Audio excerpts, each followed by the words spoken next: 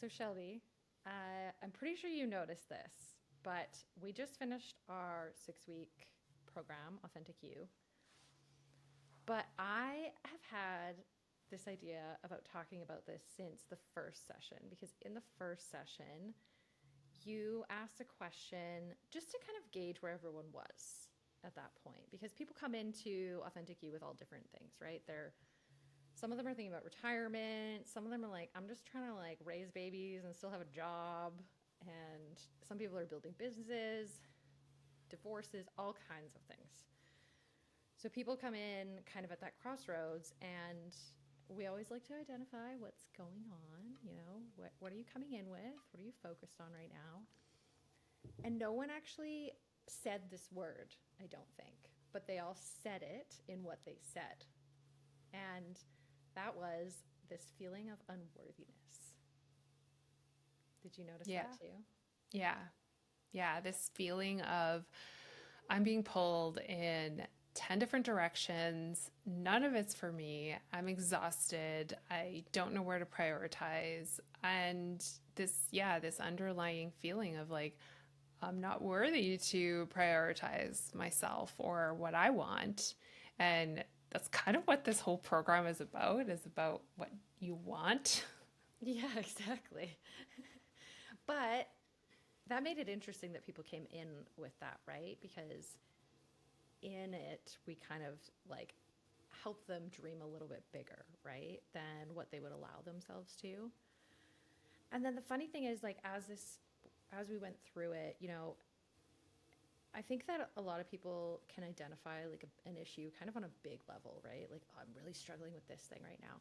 But it came through in the most interesting ways as well, in the small things. So just talking about, like daily routines and like taking 5 minutes for yourself in the morning, and, just detaching from the kids so that you can do yoga or like breathe for a minute, that kind of thing. And a lot of times it seems like, we even feel unworthy of that, like that small of a detail. And I think that's like where the belief level is, right? Where you have these underlying beliefs that cloud everything, and it literally changes how you interact with the world. And so it came through on all these different micro levels, which I thought was really interesting as well. Well, and such an interesting way of getting there, even in the first week when we do the mapping your memories and we start talking about what are these memories, and we could see in the participants this reoccurring theme with them is where they start to these memories, you start to hear things like Mm-hmm. our identity, who we are, is based on the stories we tell ourselves, and the stories we tell ourselves is based on what we learned. And when we learn something over and over, it's the repetition of it, right? So when we learn these things over and over, is you need to do more, or you're not enough, or you're just stay quiet, don't make a fuss, whatever that Mm-hmm. is I call it the good girl syndrome for girls. Yeah. And you're made to feel like you can't be yourself. You have to hide parts of you. And then you suddenly you start feeling like unworthy of anything. And I do think that, so our group just happened to be all women. We have had men in it in the past too, but it happened to be an all women group. And I think it is a gender thing. Like, women and men are raised differently. And men are very much raised, I think, to be confident in themselves and, almost inherently, like, they have this sense of inherent worthiness, which is what worthiness is. And we should all feel that way because we are all inherently worthy, regardless of, what we do or don't do. But I think in the way that men are raised, that comes through. Whereas in the way that women are raised, it's conditional. You're worthy if. You're worthy if. And there's a lot of like sacrifice and selflessness that is demanded of women in a way that makes it kind of feel like you're never worthy of something yourself, because there is always someone who comes before you. And I know I felt that growing up. Um, and you know, I don't think anyone intended for me to get that message outwardly, right? You know, it's not, it's not something that is said outright, but it's taught in all these little ways, right? And just the difference in how women are treated and men are treated, and girls are treated and boys are treated. And to take that to another level too, it's also your personality too, right? It's how we learn. Like you and I could have learned the exact same thing. Like I don't know if you think about with you and your sister. I mean, you're over a decade apart, so Yeah, that's a yeah, little bit different. But like I even think about my sister and I. And yes, there's some things that we learned very similar, but there's some things that we heard the same message, but we learned it differently because we're different people, right? And we have our own unique ways of looking at the world. And so you add that layer in there as well, and it just complicates everything. But I think the important thing with what you were just saying is that it we're not victims, right? Like we learned it, we were taught this, we mimicked it, we saw it. It wasn't like overtly told to us. I don't think our moms or grandmas or aunts or uncles ever were like, or you know, whoever else are adult figures in your life. I don't think any of them were out to be like, I want you to feel unworthy. no, That no, is not it at all. It's that they did they did what they learned. exactly, right? It's just it's what they were taught, and now it's passed on to us. And yeah, and I don't know what it is about like just modern age, but I think because other things are changing, you know, women's roles are changing. I think the other thing that came up a lot in this session of Authentic You was just trying to balance things. Like, women are responsible for childcare mostly still, despite also being expected to earn an income or build a business or have all these achievements. And it's a lot. Like it's impossible, really. And even when you see, like, I see, even in my family, great examples of, you know, men who are just as involved in terms of like picking up the kids, dropping off the kids, making decisions. However, I think there's something with women, we carry a burden with that in a different way. Like Yeah. men almost see it as like a, you know, here's what I have to do and I'll just do it and it's fine. Whereas women are like, okay, I have to do this and this and this and this. And like, here's the web of everything. And so we take it to another level because that's kind of how we think.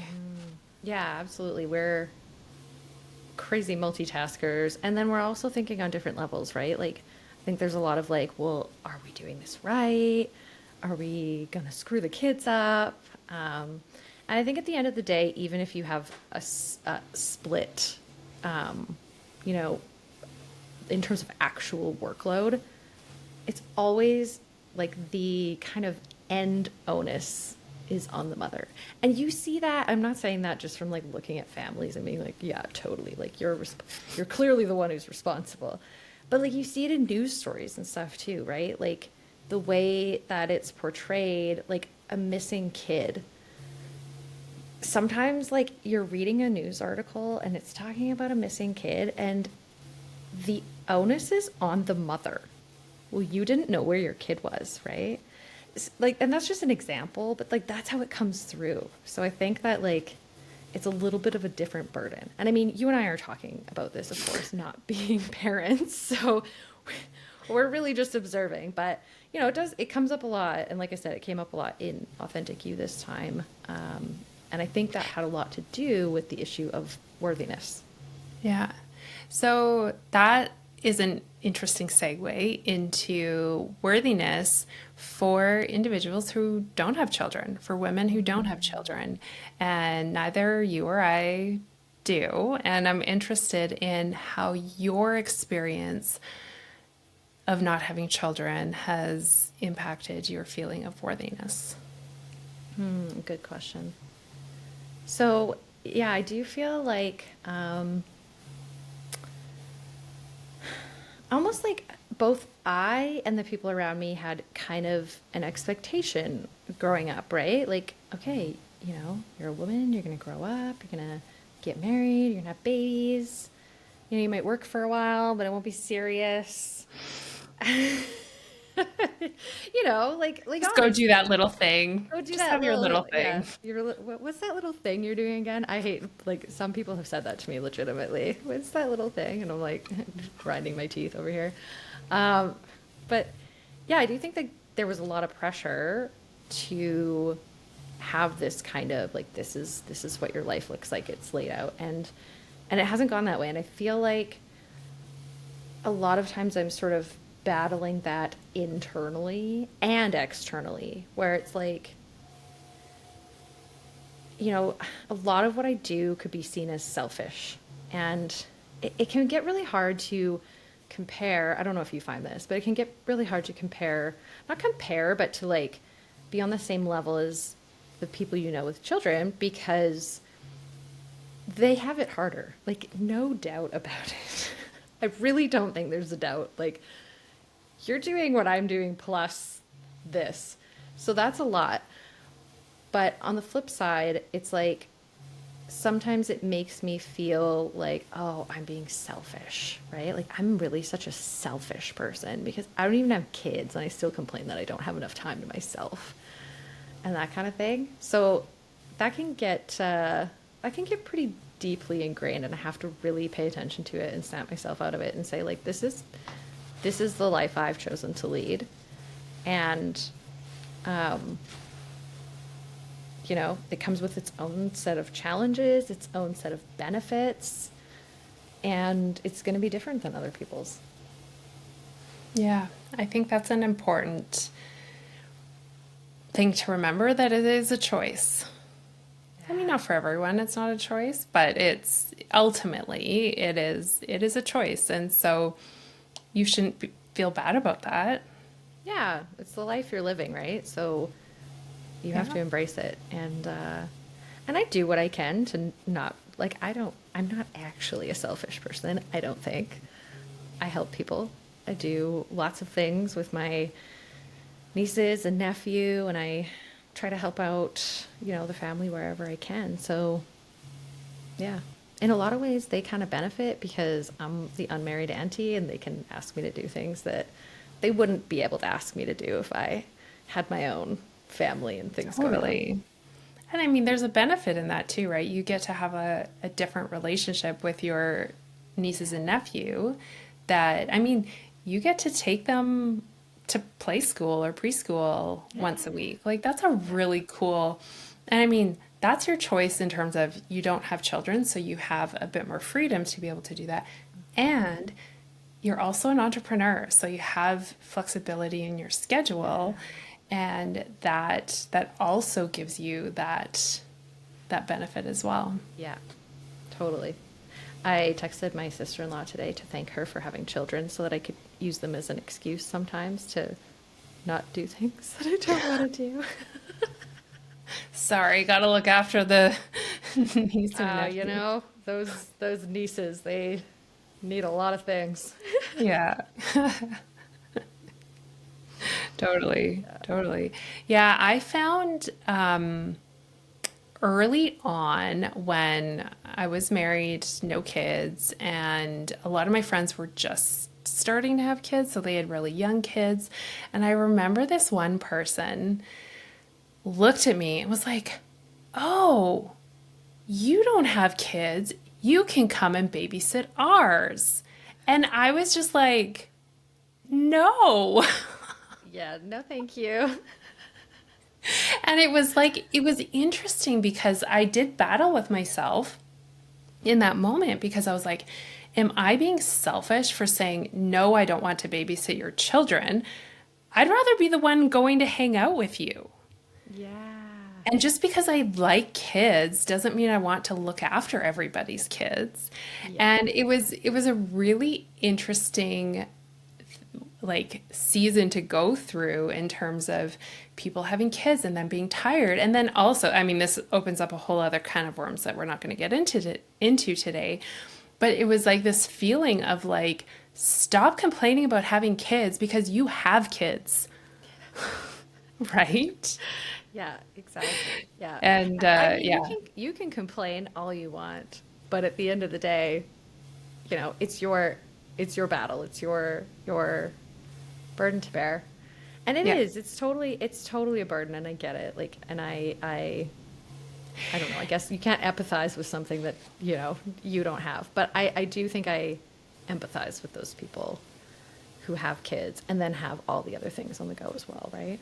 totally. It is a lot. And I think when it comes down back to worthiness, I think for parents with kids who feel that unworthiness of like, I can't take any time for myself, as we saw through this group going through the program, is they started to see like, I can take a few minutes. And a few of them even started being like, well, I'll bring my kids into this and Yeah. I'll teach them. And I think that that's a really important thing too, in terms of, okay, what are we teaching that next generation? Yeah, teach them to do some self-care. So it's Yeah. like, take care of themselves, and that's okay.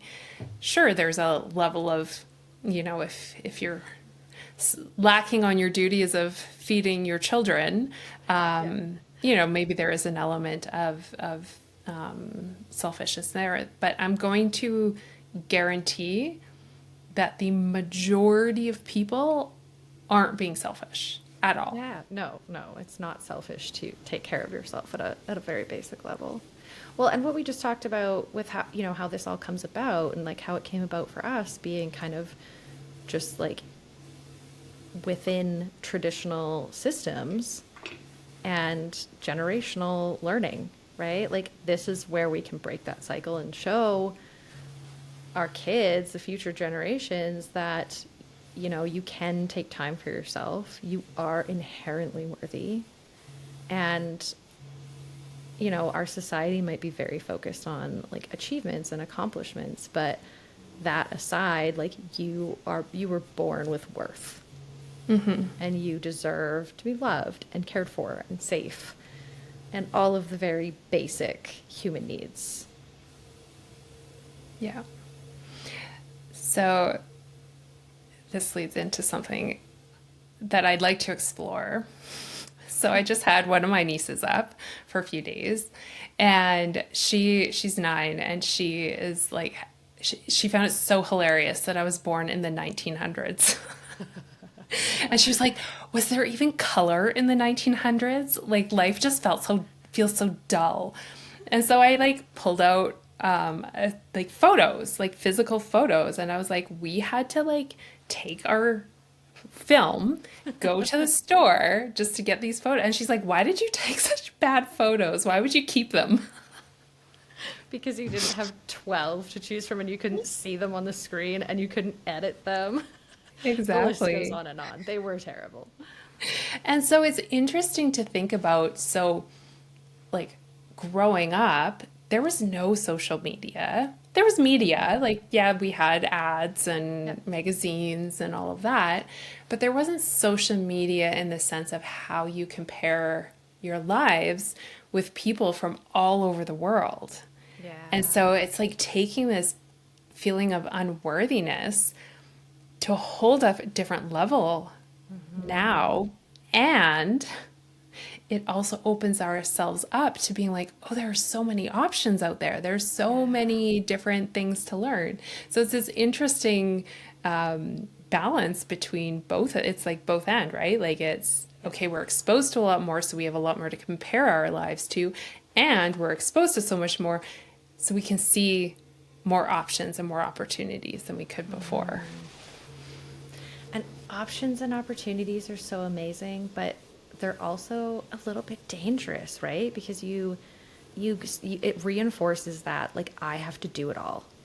I have to be like an environmentalist who goes out on the weekends and picks up garbage, and I have to, do everything for my kids, and I have to have a business that makes millions of dollars every year, and it just goes on and on, right? Because those are the subtle cues that we're getting, is like, oh, well, people are doing this and this and this. And when we bring it back to ourselves, it's like there is only so much you can do before it just drives you crazy anyway, right? Like, why are we making ourselves crazy? Don't make yourself crazy. Don't be crazy. You're not crazy. Just don't be crazy. Just be a black sheep. Just own your black sheepness. Yeah.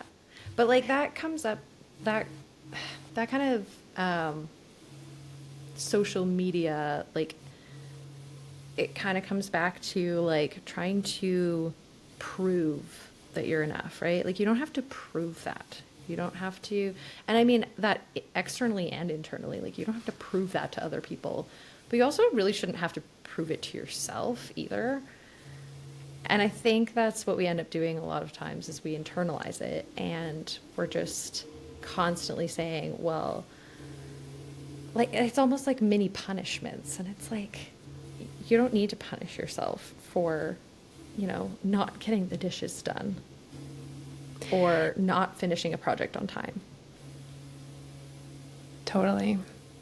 And I think like a tool, I guess you could call it, an idea for kind of moving past that punishment, or that feeling like you have to, dim yourself or diminish yourself for not finishing that deadline, is to start to notice. So like it's that noticing of like, what are the stories you tell yourself in those moments, or what are the stories you tell yourself? And by starting to notice that, you can start to be like, change that narrative. Yeah.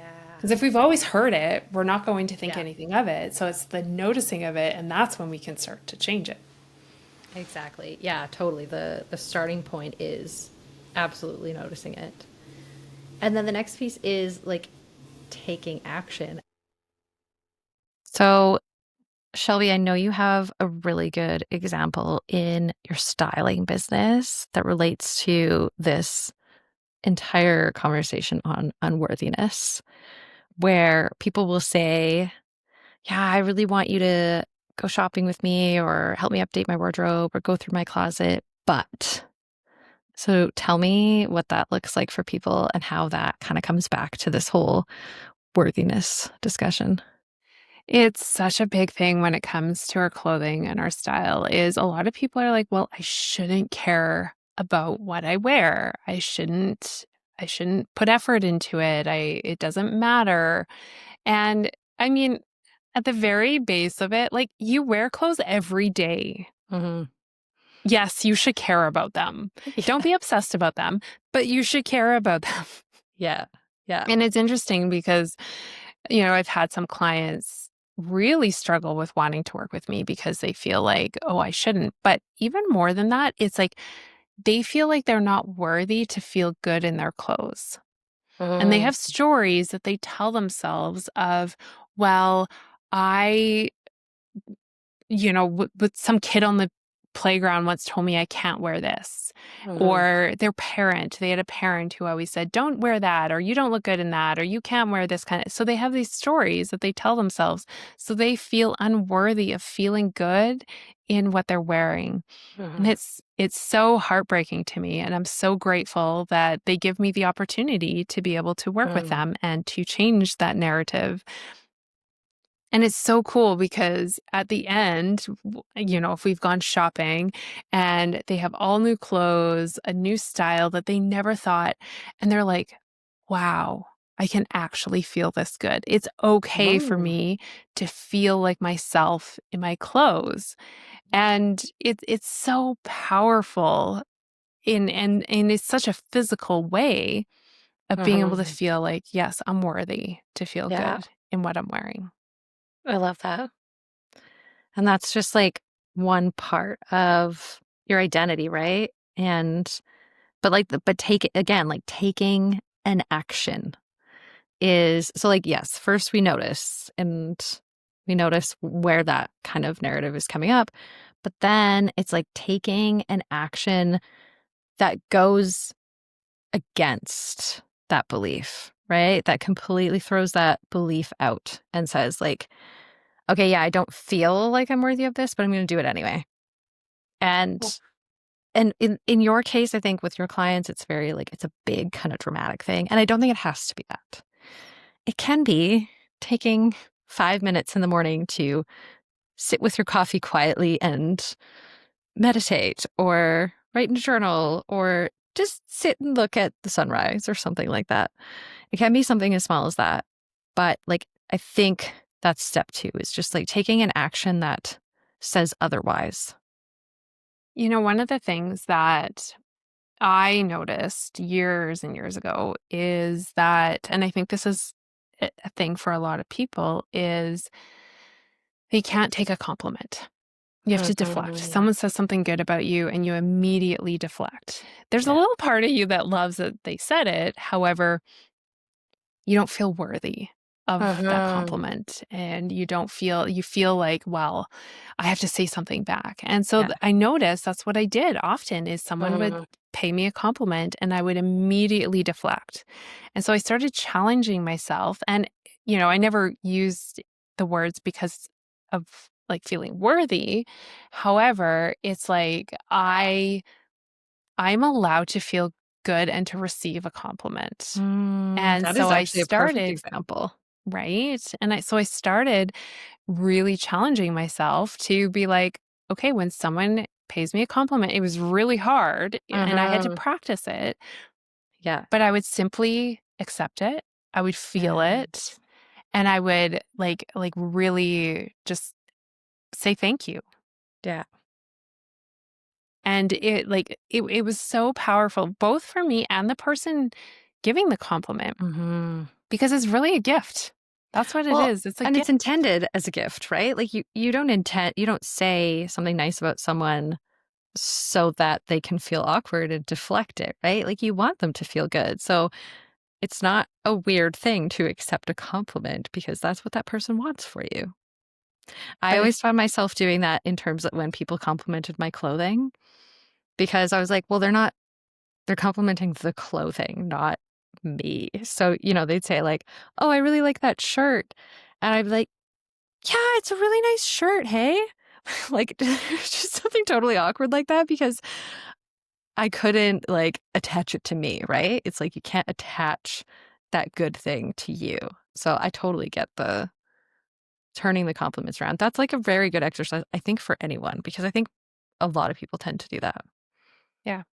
Yeah, Yeah. I've noticed it. I've noticed it. And I've actually stopped a few people when I gift a compliment and they deflect, I'll actually Mm. stop them and I'll be like, I want you just to receive it. I want like don't feel like you have to say Yeah. anything back. And Yeah. it's like kind of stunning in that moment, Yeah. but it is a practice. It's really hard to do. Yeah. And I still, like it's been probably, I don't know, a decade or something that I've been doing this. And I still Mhm. catch myself sometimes wanting to deflect.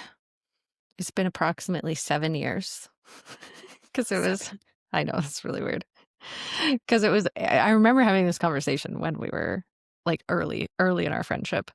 Mm. I remember you saying, and that's actually funny that you mentioned that because that's kind of when I started to realize, like, wow, Shelby's like a very deep thinker because she thinks, like, she considers things like that, right?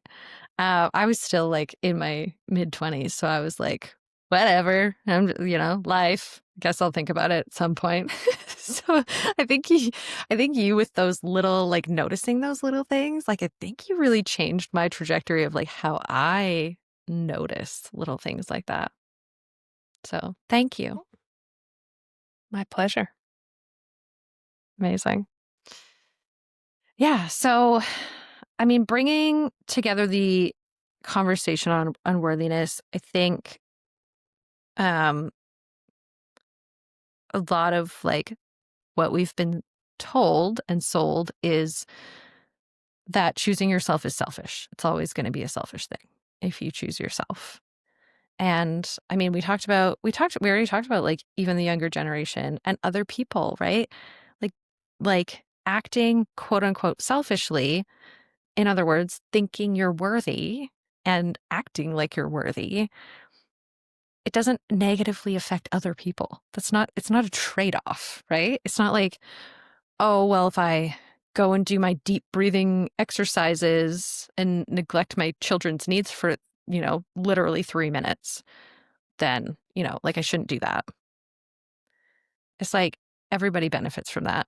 Your kids can be part of it, or they can just observe you taking care of yourself and be like, oh, when my mom's upset, she takes a couple minutes to breathe. I could try that, you know? Yeah. And I mean, you know me and my love of meaning of words is something else to try is selfishness. The term Oh. selfishness. There's a book that I read. I think I only read like the opening part of it and it was so impactful. I'm like, done. I'm good. I This got was it all. amazing. My life has changed. Love that you And wrote this book, but it could have been a blog post. right.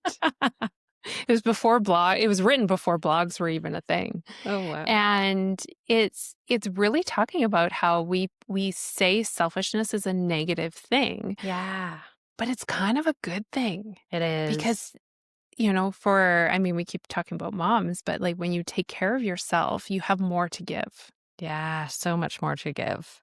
Yeah. Absolutely. Absolutely. Yeah. And you don't have to take those moments and take that time and energy that you can sometimes pour into yourself. That doesn't have to be a reward for achieving something. I think I read something the other day that was talking about like how focused our society is on achievement and accomplishment, and how that's really twisting things because that is external. That is an external marker that and again, it's kind of one of those sliding scales. There's no end to what you could achieve or could accomplish. And so it's the horizon that keeps moving, right?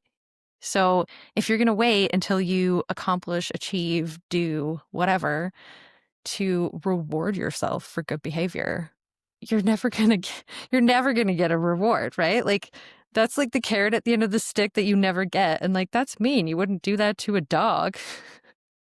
So why are Well, you doing it to yourself? yeah, totally. And that's why it's really good to also take moments to pause and reflect on where you've come. And I was in a coaching session today and I was like, coming up to the end of the year and it feels like I've done nothing. And she's just like, okay, let's just rewind here for a Yeah. second. Let's go back to January. Let's talk about what has happened.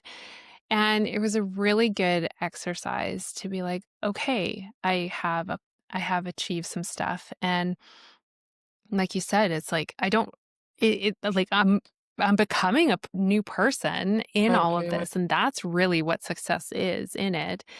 Totally. However, if I never go back and look at, okay, where have I come in a year? It might not be what I had hoped in some ways.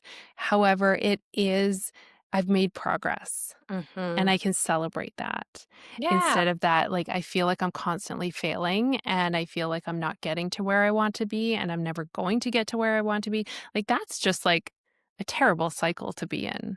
Yeah, absolutely. And like just not measuring everything by external markers, right? Not even just like achievement and accomplishment in itself, but like achievement and accomplishment in terms of like tangibles, like money or stuff or like things that you've done. It's like there are like how much have you learned this year, right? And how much more have you learned from the failures than the accomplishments, right? Like so much more. Mhm. So, there's like something very rich and like incredible in looking at the internal things as well. And we don't count that, right? And I think it's not a habit. It's not something other people can see or notice. I mean, maybe the people very close to you can. And I think we should get better about telling people when we notice those things because they're not something that's commented on. It's not something you're going to put on social media. It's like we need to be reminded like that is a win in itself. Mhm. And I think Mhm. like the people coming out of Authentic You, like they have some wins. And I don't think it's tangible yet. I think it's going to be tangible. But changed things over 6 weeks, like significantly changed things. And just celebrating that, like today was our last day, and celebrating that was just, it was really cool. It's a really cool feeling every time we wrap one of these up. Yeah. And then we're going to hear over the next few weeks, we'll continue to hear the Yeah. celebrations of I mean, what. we still hear celebrations of like what people are doing from January when we ran in January. Yeah. People are still making progress. So, Yeah. And it's important to make sure that we don't compare where we're at. I mean, you've probably heard it so many times of don't compare your big beginning to someone else's middle or someone else's end, right? yeah. We're all at different places and different stages. And when we're at the point of leveling up, we're going to feel like we don't know anything and we're failing. And yet, if we look at who we were 2 years ago, we'd be like, wow. Like we've thought about that with you, Danielle, with your house, right? Oh Like that man, was one time. I constantly look around at my house because I'm like, oh man, I wish I had, I don't know, a trailer and a boat. I'm joking. I don't want a boat. But like there's always like the more thing that you want. And yeah, when I sit and analyze and I just look at like, wow, this is something I couldn't have imagined 6 years ago. And, you know, I made it a reality within a year of that. So it's crazy. Yeah. So, Danielle, Mhm. what if you stopped waiting to be worthy? I think I have stopped waiting. I mean, there's always work to be done, right? There's always work to be done. Hey, own it. Own it. We think you've stopped it. Own that. Yeah, yeah. I think I've stopped a lot of that. At least with the awareness, right? Again, like step one, be aware of it. Sometimes that's all it takes is like to be aware of it because then you can almost kind of laugh at it, right? Like, oh, Danielle, just thinking you're unworthy again. Liar. Yeah. you know, Yeah. you can kind of brush it off. Sometimes it takes deeper work, obviously, but in a lot of instances, I think I can adjust. How about you? What if you stopped waiting to be worthy? I think similar to you, I think internally I've really taught myself that I am worthy. And in little ways of like, one time I was like, I can stop waiting for someone to want to have like a nice dinner with me and I can just have a nice dinner with myself. Like I'm worthy. I'm worth that. Like pulling Yeah. out the crystal and Yeah. having a glass of wine and a nice meal by myself. Uh-huh. Um, where I get caught sometimes is because I'm a very social person, Uh-huh. is feeling of worthy with other people. And so that I have to kind of still watch myself on. I catch Uh-huh. it because I notice. Um, but like within myself, I definitely Yeah. feel there. All So right. there's the question for you. What if you stopped waiting to feel worthy? What would that look like?